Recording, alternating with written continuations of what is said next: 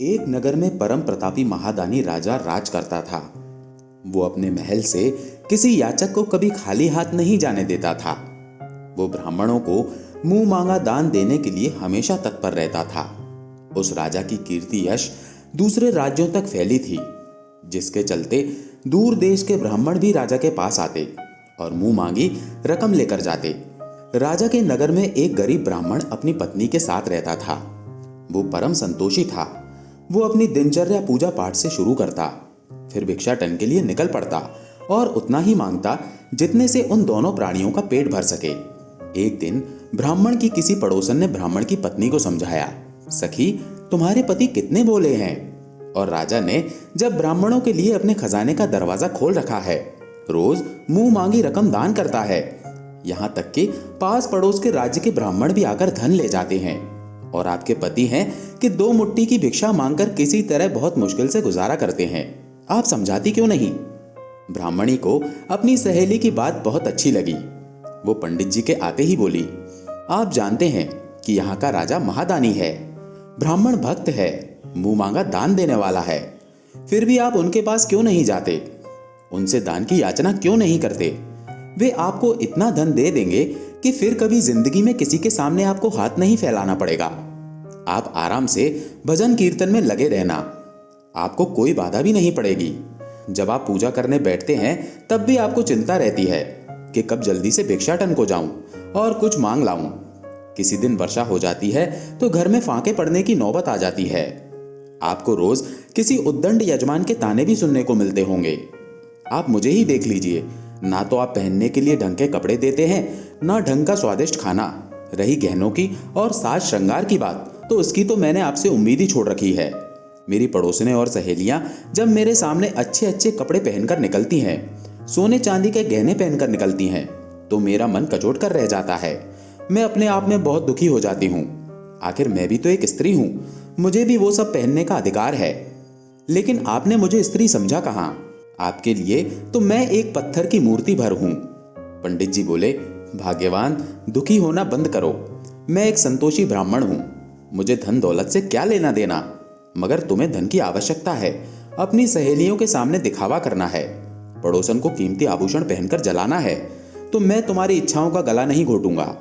मैं अवश्य राजा से इन चीजों की याचना करूंगा, जिसे पाकर तुम अपने आप को भाग्यवान समझ सको। तुम्हें ये बात बहुत पहले ही मुझे बता देना चाहिए थी। व्यर्थ में घुट घुट कर जी रही थी। पंडित जी ने अपना झोला उठाया और राज दरबार के लिए निकल गए। मगर उस वक्त राजा किसी कार्य के लिए राज दरबार से बाहर चला गया था। पंडित जी को निराश होकर वापस लौटना पड़ा। घर पर मन में 1000 सपने सजाए ब्राह्मणी इंतजार कर रही थी।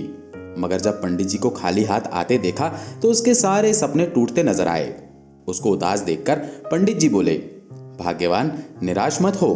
राजा किसी कार्य से राज दरबार से बाहर गया हुआ है। मुझे तो दरबार में बहुत कुछ मिल रहा था, मगर मैंने नहीं लिया। मैं राजा के हाथ से दान लेना चाहता हूं। मैं कल दोबारा जाऊंगा। दूसरे दिन ब्राह्मणी ने अपने पति को भोर में जगा दिया। वो राज दरबार के लिए निकल पड़े, मगर उन्हें पुनः निराशा ही हाथ लगी। राजा अर्धरात्रि को ही शिकार के लिए निकल गया था। पंडित जी बहुत दुखी होकर घर वापस आ गए। वो पत्नी से बोले, लगता है हमारे भाग्य में दरिद्रता ही लिखी है, मगर मैं भी हार मानने वालों में से नहीं हूं। मैं कल फिर से राज दरबार जाऊंगा। वो तीसरे दिन भी राज दरबार गया तो राजा से भेंट हो गई। राजा को यह बात जानकर बहुत दुख हुआ कि एक ब्राह्मण को 2 दिन तक दरबार से खाली हाथ जाना पड़ा, जबकि राजा ने दान वितरण के लिए बड़ी महारानी को आदेश दे रखा है। फिर उसने ब्राह्मण को दान क्यों नहीं दिया। तब रानी ने राजा से क्षमा मांगते हुए कहा, महाराज, मैं तो इन्हें बहुत सारा दान दे रही थी, मगर इन्होंने लिया ही नहीं। ये बोल रहे थे कि मैं राजा के हाथ से ही दान लूंगा।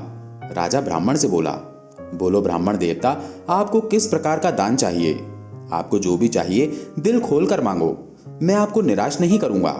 हाथी, घोड़ा, महल, अटारी, धन दौलत, जगह जमीन, सोना चांदी, जो मांगना हो मांग लीजिए। ब्राह्मण बोला, महाराज, मुझे तो आपसे आपकी मेहनत की 1 दिन की कमाई चाहिए। राजा बहुत हैरान हुआ। उसने तो कभी 1 दिन भी कोई परिश्रम ही नहीं किया था। राजकोष में जितना भी धन है वो तो प्रजा की कमाई है। राजा ब्राह्मण से बोला, महाराज, आपको और 1 दिन इंतजार करना पड़ेगा, क्योंकि राज दरबार में जितना भी धन है वास्तव में वो मेरा नहीं है। मैं अपनी मेहनत की कमाई कल कहीं से भी लाकर आपको अवश्य दूंगा।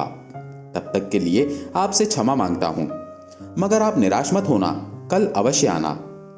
पंडित जी अपने घर को वापस लौट गए, मगर राजा बहुत मुश्किल में पड़ गया। आखिर वो कौन सा कार्य करे कि उसे मजदूरी मिल सके। इस राज्य में तो राजा को सभी पहचानते हैं, और कोई एक राजा को अपना नौकर रखे ऐसा हो ही नहीं सकता। बहुत सोच विचार कर राजा भेष बदलकर दूसरे राज्य में मजदूरी करने के लिए निकल गया। बहुत तलाश के बाद उसे एक माली मिला जिसे एक मजदूर की जरूरत थी। उसने एक अशर्फी मजदूरी पर राजा को रख लिया। राजा दिन भर एक तालाब से पानी लाकर पौधों में पानी डालता रहा।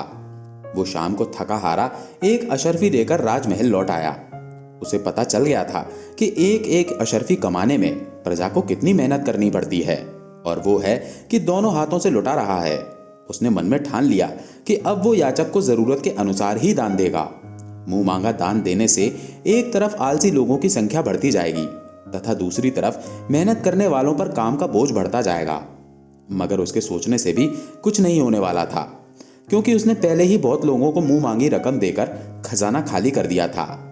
दूसरे दिन अपने समय अनुसार ब्राह्मण राज दरबार पहुंच गया। राजा ने ब्राह्मण का बहुत सत्कार किया, भोजन कराया।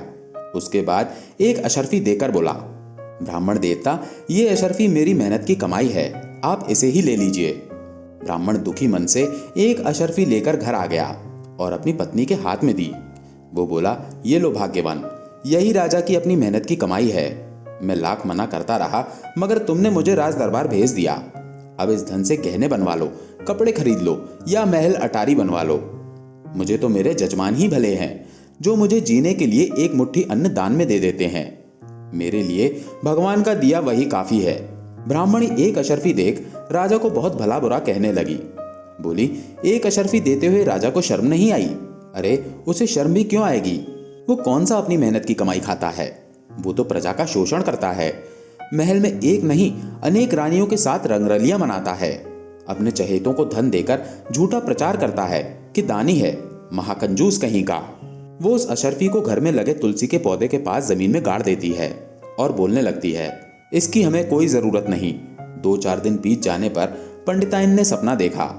माँ लक्ष्मी उसके सामने प्रकट हो गई हैं और बोल रही हैं कि बेटी निराश ना हो, वो राजा की दी गई अशर्फी कोई साधारण अशर्फी नहीं है। वो उसकी जिंदगी की पहली कमाई है, जिसे तुमने जमीन में दबा दिया है। उसे जमीन में दबा के तुमने बहुत अच्छा किया है। वो बहुत जल्द एक पेड़ का रूप धारण कर लेगा, जिससे तुम्हें हजारों अशर्फियां रोज मिलेंगी।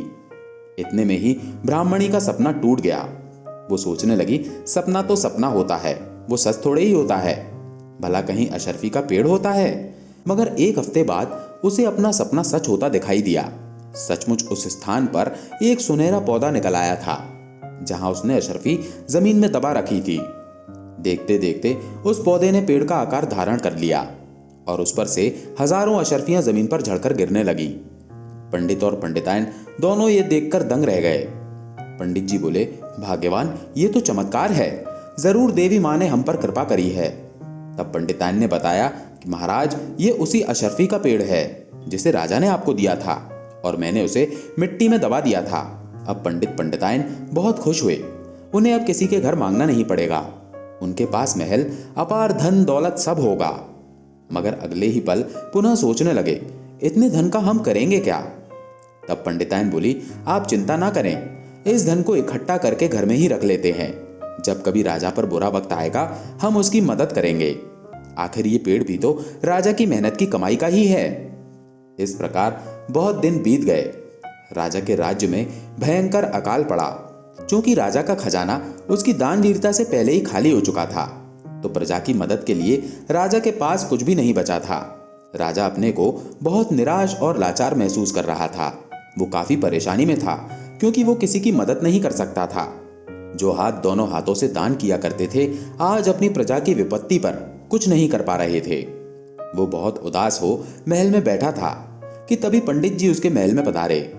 राजा ने उनका अभिवादन किया और बोला, क्षमा करना महाराज, मैं इस वक्त आपकी कोई मदद नहीं कर सकता। मेरे ऊपर बहुत बड़ी मुश्किल की घड़ी आ पड़ी है।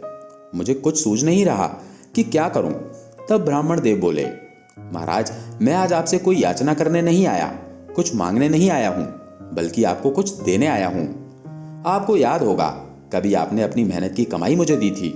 आज वो एक पेड़ बन चुका है और उससे इतनी अशर्फियां निकलती हैं कि आपके पूरे राज्य की प्रजा का पेट आसानी से भरा जा सकता है।